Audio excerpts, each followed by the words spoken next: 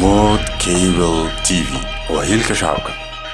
aqoon-yahan Jamaal Cali Xuseen oo kamid ah siyaasiyiinta miisaanka culus ee reer Somaliland oo maanta qayb kamid ah warbaahinta kula hadlayay hotel Xaraf ee magaalada Hargeysa ayaa salug xoogan ka muujiyay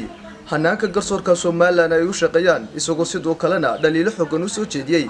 maxkamadda gobolka Maroodijeex oo maanta ganax lacageed iyo xukun ku riday wargeyska Foore oo kamid ah wargeysyada ka soo baxa Somaliland maanta dhacay ee maxkamadda gobolka Maroodijeex ay halka sano xayiraada ku xukuntay wargeyska Foore waxaan leeyahay wargeyska Foore oo lagu xukumay hal sano xayiraada iyo 3 milyan oo ganax anu maxkamadan tagay waan dhageystay doodii wixii lagu haystay wargeyska Foore runtaan uma arkaynin wax lagu xayiro wargeyska Foore wax dadku oo dhan ay ka wada hadlayeen oo caadi ah ayuu bay ka hadleen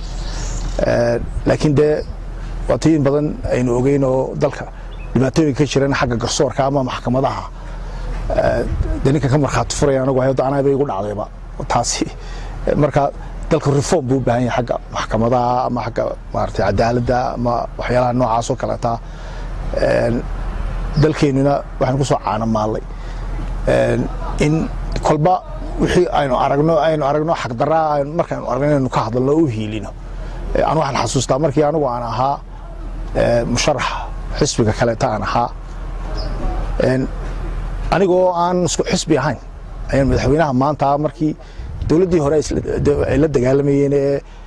sawirkiisa laga jarjarayay maartay gawaarida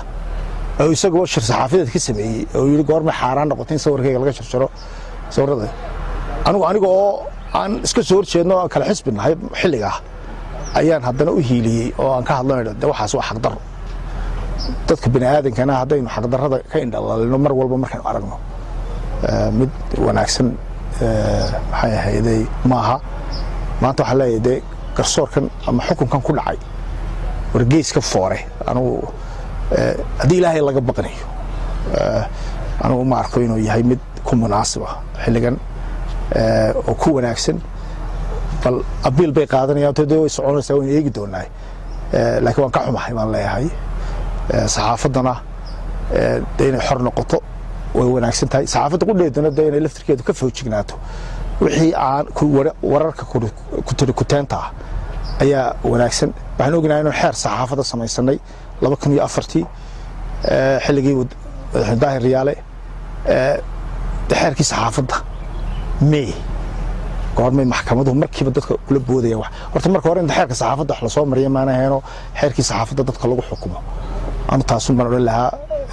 si kastaba haatee aqoon-yahan Jamaal Cali Xuseen ayaa hore salug uga muujiyay hanaanka sharciga iyo garsoorka maxkamadaha Somaliland waa Maxamed Andar iyo Cabdikariin Karaama Hormuud Cable TV magaalada Hargeysa.